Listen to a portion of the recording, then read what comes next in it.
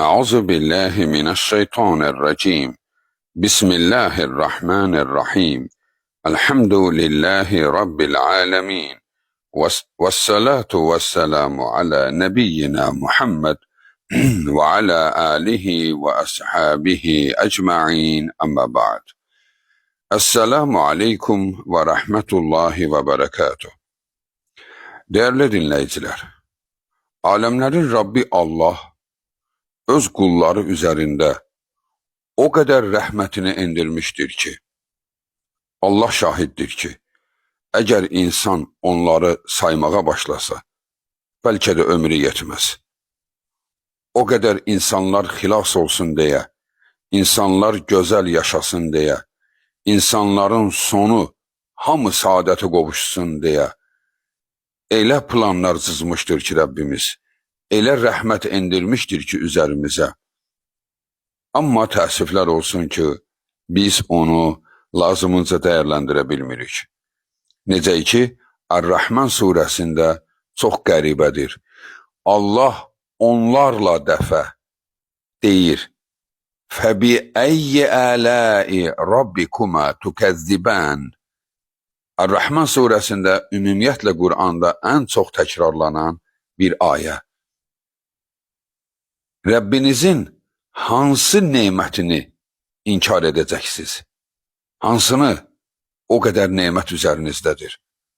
Değerli insanlar, ümumiyyətlə nemət deyəndə bəzi sadəlöv insanlar anında varı dövləti, əyləncəni, saadəti görür. Ümumiyyətlə saadət sözü nisbidir, baxır hansı aspektdən baxılır. Deməli, misal üçün insan vardır ki, o vəzifəyə getdiyinə görə bunu nemət görür. İnsan vardır ki, misal üçün şirin dili var, diliyle insanları aldadır, bunu nemət görür. Ki bu Allah'ın vergisidir deyir bunda.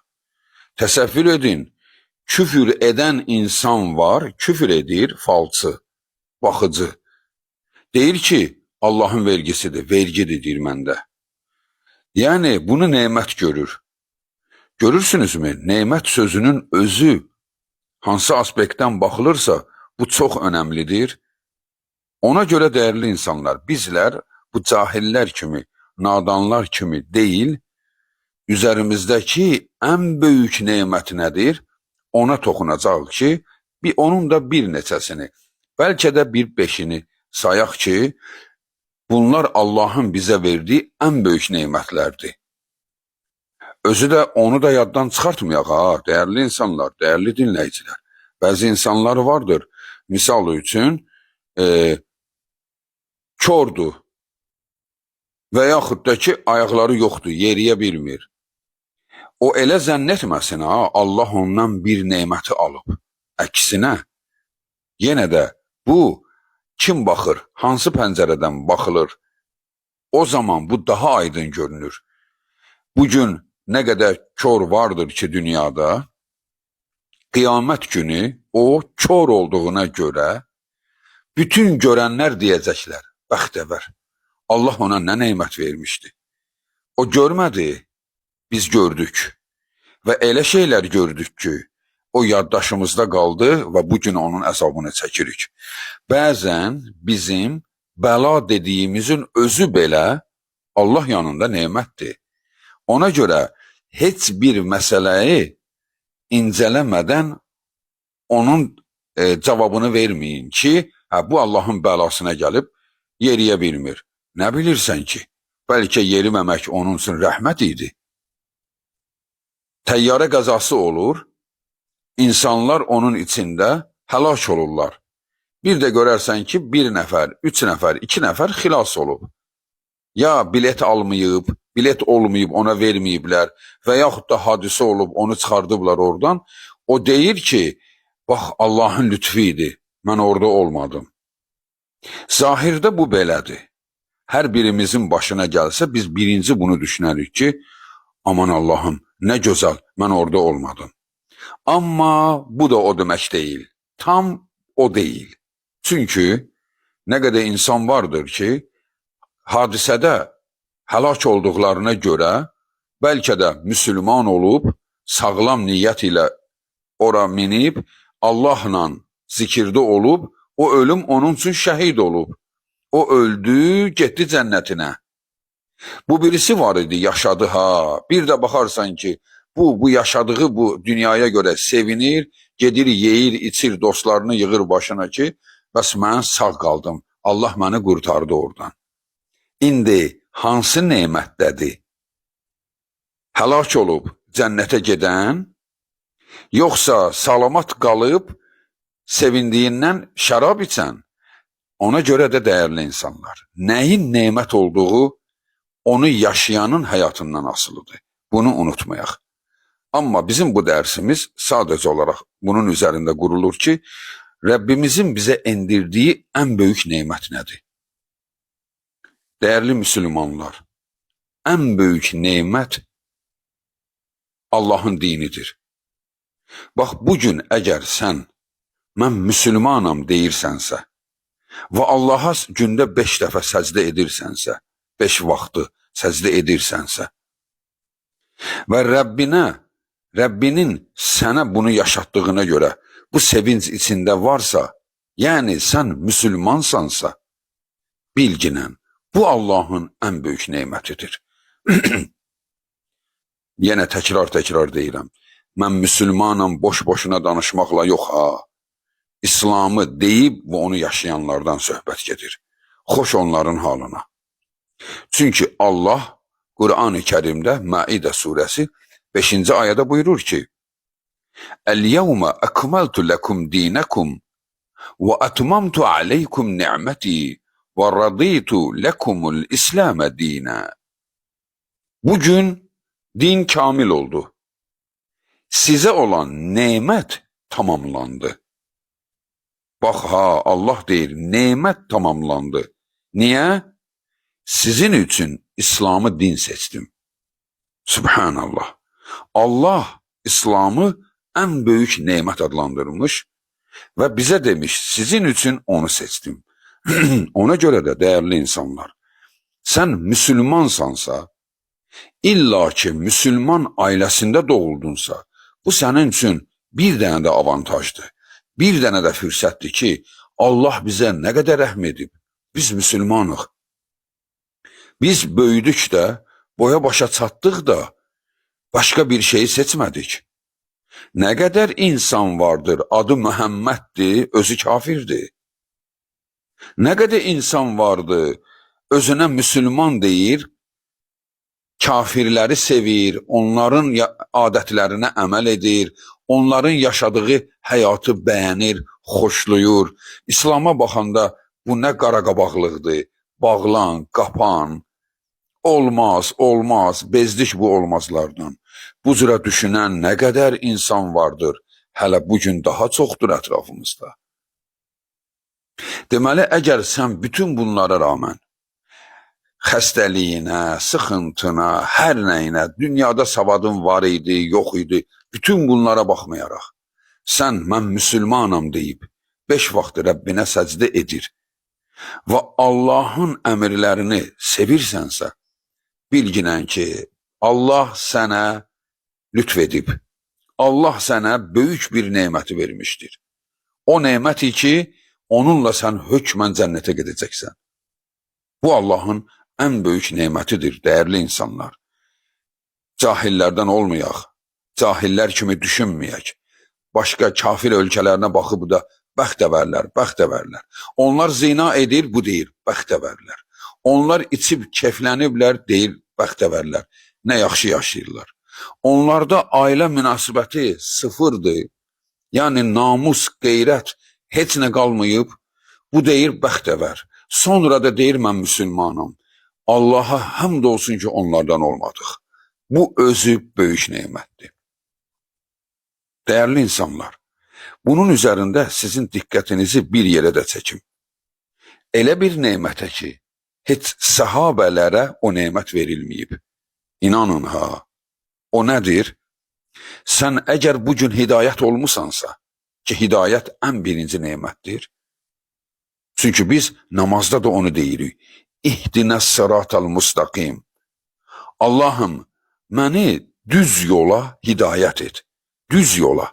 Müstakim, sıratal müstakime. Sonra şərh olunur. Sıratellezine en'amte aleyhim. Nemət verdiyin şəxslərin yoluna yönət məni. Nemət verdiyin. Nemət kimə verilmişdi? Peyğəmbərlərə. Bəli. Peyğəmbərlərə verilən nemət nə idi? Onların gətirdiyi din. Bəli. Bugün sən onun üzərindəsənsə, sən artıq saadətdəsən. Üstə gəl, sahabələrdə olmayan bir nemət bugün sənə verilmişdi. O nədir? Peyğəmbəri görmədən, Peyğəmbərin ağzından çıxan sözləri Peyğəmbərdən eşitmədən hidayət olmusansa, bilginən ki, heç bu Əbu Bakra, Ömərə verilməyən saadətdir, sənə verilib. Deməli, səni daha dərin hisslərlə dininə bağlamağı Allah istəmişdi.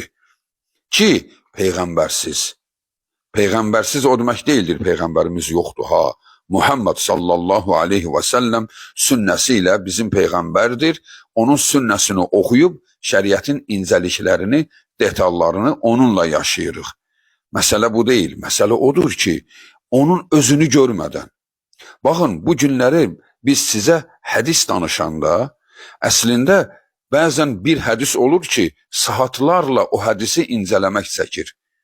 Sizə misal üçün, dərs üçün bir hədis deyiləcəksə, bu hədisin nə qədər səhih olduğunu bəzən olur ki, saatdan yuxarı çəkir ki, bunu incələmək ki, hədisdə səhihlik varmı, dəif ola bilər, birdən mövdu olar, birdən hədis uydurma olar. Bunlar olmasın deyə, dərsimiz Allah üçün sağlam olsun deyə, bəzən bu nə qədər incələnir. Amma bu günləri bəzi insanlar heç bunu yəni daha doğrusu, amma sahabələr isə bunu heç incələmələri ehtiyacları yox idi. Onlar deyirlər, mən Allahın Rəsulundan eşitdim. Daha bu səhihdir, səhih deyilə ehtiyac yox idi. Rasulullah danışıb. Biz isə bugün onu görmürük. O yoxdur, səsini də eşitmirik, onunla söhbət də edə bilmirik. Dünyanın harasında olsaydı, bəlkə də gedib tapardıq. Amma bugün o yoxdur. Niyə? Ölmüşdür. Rəbbinə qovuşmuşdur. Biz isə bugün incələyərək onun dinini incələyib haqqı axtarırıq. Bu da bizə böyük bir avantajdır. Böyük bir fürsətdir ki, sən Rəbbinin yolunu daha dərin sevirsən ki, daha incəliklərini axtarıb tapa biləsən. Bu özü də bir nemətdir. Əslində, bax, sayacağımız bütün nemətlər bütün müsəlmanlara verilmişdi. Amma bu nemət isə Rasulullahı görməyənlərə verilmişdi. Bəli, görmədən iman edənlər. Bu da bir ayrı nemət. Sonra, dəyərli müsəlmanlar, Qur'an. Qur'an Allahın böyük nemətidir. Qur'an və sünnə. Çünki tək Qur'an deyil. Qur'an ümumi kitabdır, deyir namaz qıl.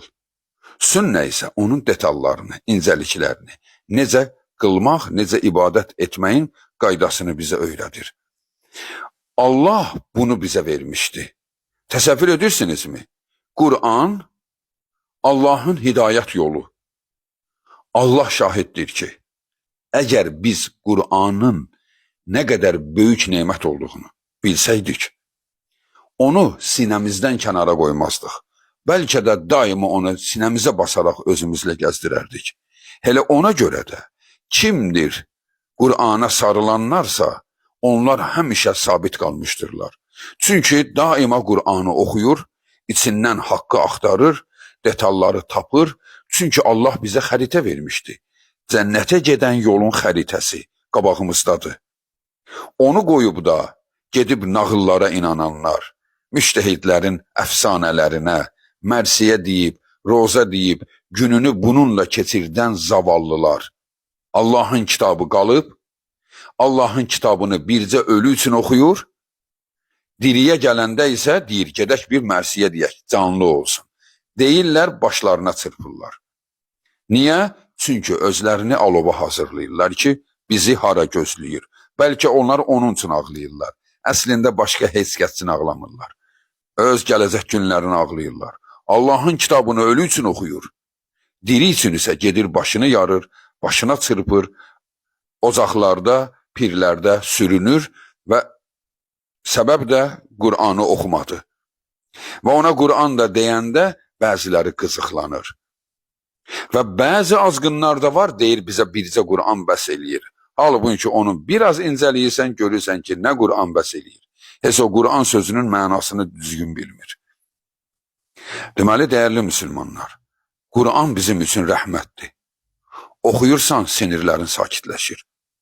Psixologiyan düzəlir. Oxuyursan, yolunu tapırsan. Oxuyursan, deyirsən, aman Allahım, bu Qur'anı 1000 dəfə oxumuşdum, bunu bu cür başa düşməmişdim. Bu nə ayədir bunun içində gəlmişdi? Bu ayə necə mənim axtardığım həyatımın yolu idi, mənə göstərildi. Bax, Qur'an elə kitabdır. Yoxsa o heç vaxt ola bilməzdi ki, 2000 ilə yaxındır, 1400 ildən yuxarıdır. Bu Qur'an hər oxuyana hər dəfəsində yeni kimi gəlir. Hər dəfəsində bir şey axtarır, orada tapır. Bu necə yazılmış kitabdır? Bir dəfə yazıldı, maraq üçün 2 dəfə oxub, 5 dəfə oxub, bitir, tükənir. Amma bilərək onu oxuyanlar ömür boyu onu oxuyub sonuna çata bilmir. Ömür boyu onun içindəki elmin heç kənarından belə keçə bilmirsən. O qədər dərin bir dərya vardır orada. O Allahın rəhmətidir bizdə. Oxuyuruq, mənfi enerjini özümüzdən tökürük. Oxuyuruq, hidayət oluruq. Oxuyuruq, cənnəti qazanırıq. Təsəvvür edirsən, onu əzbər bilənlər cənnətin ən yüksək zirvəsinə qalxacaqlar. Onu hamını əzbər bilənlər. Görün nə rəhmətdir içimizdə. Biz isə onu taxtalarda yatızdırmışıq. Hər halda biz yatızdırmamışıq. Yəni bir qrup insan belədir. Taxtalarda yatızdırmışdı. Belə olmayaq, dəyərli insanlar. O Allahın rəhmətidir sənin evinin içində. Və üstə gəl, hələ bir də bunun üzərinə sən təsdiq edirsən ki, Qur'an bizim hidayət yolumuzdur. Bunu eşidənlər ola bilsin, desin ki, elə hər müsəlman bunu edir də. Xeyr, dəyərli müsəlmanlar, xeyr. İnanın, müctehid var, müctehid, alimdir, müctehiddir, milyonlarla ardıca gedənlər var, o bu Qur'anı təsdiqləməmişdi.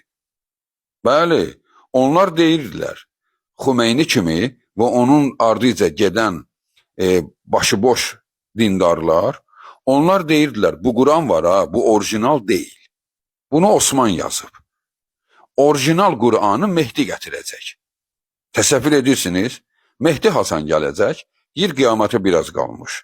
Və onda deyirsən, yaxşı, Qur'an gəldi, Peyğəmbər dünyasını dəyişən kimi itdi, bir də dünyanın axırında Mehdi gətirəcək. Bu kimə lazım oldu ki? Kimə lazım oldu da? Bu nə faydası oldu? Zaten Mehdi də gəlibsə, deməli hər iş qaydasındadır. Heç ona ehtiyac qalmadı ki. Baxın, hələ bu cür düşünən özünə müstehid deyənlər vardır. Ona görə əgər sən sadə biliyinlə, azacıq elminlə bu Qur'anı baxıb sevirsənsə, onu bağrına basırsansa və onun oxuyaraq Allahdan rəhmətini arzulayırsansa, bilginən onu kimi alimlərin milyonları sənin ayağının altındadır. Çünki Allah sənə həm Qur'anı verdi, həm də onu təsdiq etməyi verdi. Sən təsdiq edirsən ki, bu kitab tamamilə mükəmməldir. Çünki içində ayə var. Allah deyir, onu biz indirdik, biz də qoruyuruq. Bu isə deyir, Allah qoruya bilmədi onu, bunu dəyişdirdilər. Əsli Qur'anı Mehdi gətirəcək. Yəni bu əsli deyil. Amma onu ölülər üçün oxuyur. Əsli deyil, niyə onu oxuyursan? Əsli deyil, niyə saxlamısan? Bəli, deməli, nəyi yaşadığını özü də bilmir. Sən bilirsənsə, bir dəfə səcdə et ki, Allahım, sənə həmd olsun ki, sən bu Qur'anı həm mənə indirdin, həm də onu mənə sevdirirsən. Bəli, dəyərli müsəlmanlar, Qur'an və sünnə Allahın nemətidir bizim üzərimizdə. Sonra Allahın ən böyük nemətlərindəndir, dəyərli insanlar. Af. Allahın aff etməsi, bağışlaması. Düşünə bilirsən sən, biz gündə etdiklərimiz hamı yığılır və bağışlanmır. Biz nə edərdik? Hələ bilirsiniz Allahın affı nə qədərdir? Allah demişdi, bu namazdan o namaza təmizlənirsiniz. Sən gündə hələ 5 dəfə namazdan namaza təmizlənirsən. İllik günahların Ramazandan Ramazana təmizlənir. Bunlar təmizlənməsəydi, biz bu yükü harada daşıyardıq, necə daşıyardıq? Allah bağışlayır. Təbiidir, yəni bu arada biz onu da hər dəfəsində təkrar deyirik. Yəni bu o demək deyildir, nə istəyirsən elə bu namazdan o namazı təmizlənəcəksən. Burada kiçik günahlardan bilmədən xətaya düşdün və yaxud da ki, nəfsivə hakim ola bilmədin, amma sonra göz yaşları ilə tövbə edirsənsə, bundan söhbət gedir ki, Allah təmizləyir. Bunu təmizləməsəydi, misal üçün biz doğulduq, özümüzü tanıyan gündən Allah bir sərhəd qoydu. O tanıyan gündən, ölən günə qədər nə etmisən hesabını verəcəksən. Söz yoxu hesab veriləcək. Bağışlama var da, yəni bu bağışlama olmasaydı, deməli cənnət bomboş idi. Heç kəs ora düşməzdi, heç bəlkə də peyğəmbərlər belə. Çünki günah hər kəsdə olmuşdu. Hökmən deyildir ki, böyük olsun. Bir günah olmuşdu. Deməli, bu Allahın lütfündən biridir. Necə ki Allahın Resulü sallallahu aleyhi və səlləm buyurmuşdur ki, فَإِنَّ أَحَدًا لَمْ يُعْتَ بَعْدَ الْيَقِينِ خَيْرًا مِنَ الْعَافِيَةِ Ravahu et-Tirmizi. İmam Tirmizi bu hadisi rivayet etmiştir. Albani bunun için sahihtir demişti. Resulullah buyurur ki, Allah'ın İslam nemetinden sonra bağışlanmaqdan böyük nemət kiməsə verilməmişdi. Yəni, İslamdan sonra ən böyük nemətdir bağışlanmaq. Allah bağışlayır. Subhanallah. Bu nə qədər mərhəmətdir, nə qədər lütfdür. Bu Allahın lütfüdür. Baxın, niyə bu deyilir? Biz bilək ki, bu Allahın nemətidir, neməti bilək. Çünki bir qrup insan tövbəni bilirsiniz necə başa düşür? Elədim, tövbə elədim. Bir nəfərin qəlbinə dəydim, ardıca dedim, haqqımı mənə halal elə. Bu deyil, bu deyil. Allah səni bağışladı mı? Bax, bunu hiss etmək lazımdır. Sən Allah da səni bağışlayacaq qədər dedin mi? Bax, bu Allahın lütfüdür. Və Allah bu fürsəti bizə vermişdi. Hələ nə qədər insan vardır, günah edə, o deyir. Nə olub ki? Nə edirəm ki? Bundan betər iş görənlər vardır. Və yaxud da ki, Allah mənə bunu halal eləyib. Misal üçün, uyuşturucu qəbul edir, deyir ki, Allahın bitkisidir də, yerdən çıxır. Nə bilim, içki içir, deyir, üzümdür də, Allahın yaratdığıdır, içirik. Kiməsə bir şey etmirəm ki, kimi? Yəni, haramı edə, tövbə etməkdənsə, üzrxahlıqdansa, özündən razı olan nə qədər insan vardır? İnsan vardır, Allaha şərik qoşur, amma bülbül kimi ötür. Elə danışır ki, yəni, bilirsən bu kimdir, biz sən kimin məzarına gəlmişik, bu belə olub, elə olub, nağıllardır danışır bir-birinin ardıyca. Bir demir, Allahım məni bağışla, mən sənə şərik qoşdum. Peyğəmbərlər nəyi dağıtdı? Peyğəmbərlər nəyi söktülər? Allahın Resulü Kəbənin bütünü aşırdanda, Əliyə dedi ki, Əli çiynimə çıx. Əli çıx və o bütü aşırdı. Ən böyük bütüydü orada. Hündürdə idi. Dedi ki, ya Resulallah, mən sənin çiyninə necə çıxım? Sən çıx mənim çiynimə, sən aşırd. Dedi ki, sənin mənə gücün çatmaz Əli, mənə saxlaya bilməzsən. Çıx, aşırd. Bu əslində Əli ibn Əbu Talibin ona gücü yetərdi. Əli ibn Əbu Talibin ona gücü yetərdi. Onun gücü ona bəs edərdi. Resulullahı çiynində saxlaya biləcək qədər güclü idi. Resulullah nə qədər dağ değildi ki. Amma Allahın Resulü bizə ismarıc mesaj göndərir. Mən Resul olduğum halda çiynimə Resul olmayan birini çıxartdım, bunu aşırdıram. Bunu dirçəltməyin təzədən. Amma insanlar onu ondan sonra dirçəltdi. Təzədən məzarlar ziyarətgah oldu, seyyid və yaxud da ki, övliya və yaxud da ki, kimdir kimi yenidən bərpa edildi. Bax, və onu edib də, onu bəyənib də üzərində dayanır. Sən bilginən, bu Allahın lütfüdür ki, bir qrup insana Allahım mən nə etdim, məni bağışla deyir. Allahın affına sığınır və Allah da onu bağışlayacağına özünə söz verir. Değerli Müslümanlar, 5. burada sayacağım nemət, ölərkən la ilahe illallah üzərində ölməkdir. Yəni, Müslüman kimi ölmək. Hökmən deyil ha bu sözü demək. Bu sözü deyənlərin xoş halına. Bu daha arxayınçılıqdır, daha gözəl xəbərdarlıqdır. Amma bu o demək deyildir, hər kəs hökmən deməlidir. Heç sahabələr olub ki, yəni belə rəvayət olunmur, bu onu deyib. Yəni, mühüm deyil. Həyatın belə olsun. Sənin həyatın la ilahe illallah üzərində olsun. Yəni, mənim Allahdan başqa ilahım yoxdur. Yalnız Allaha dua edirəm, yalnız ona qurban kəsirəm, gündə 5 dəfə onun huzurunda səcdə edirəm, Ramazanı əmr edib orucunu tuturam əgər sağlamamsa. Və hansı günahlara da düşmüsəmsə ona tövbə edirəm, Allaha yalvarıram və bunun üzərində yaşadım və bunun üzərində canım təhvil verildi. Hə, bax bu nemət var ha. Bax bu nemət də hər kəsə verilməmişdi. Neçə insanlar namaz qıla müşrik kimi öldü və ölürlər və bundan sonra da öləcəkləri olanları vardır. Neçə insan vardır ki, atası, ailəsi Müslüman olduğu halda özü İslamı qəbul etmədi. Neçə insanlar vardır ki, qərb dünyasının həyat tərzini sevərək, nə bilim, boynuna xat salır, bu qəşəng görünür və yaxud da ki, xristiyanların adət ənənələrini götürüb də bunlar daha yaxşıdır deyib, İslam kimi gözəl bir nemətdən məhrum olub, gedib o kafirlərin içində nə qədər ölən özünə Müslüman deyənlər oldu. Ona görə dəyərli insanlar, bilginən, Allahın Resulü buyurmuşdu, kim la ilahe illallah kəliməsinin üzərində yaşayıb dünyasını dəyişərsə, o, öldüyü andan xilas olmuşdu. Allah da Qur'an-ı Kərimdə deyir, qad əfləhəl müminun, möminlər xilas oldu.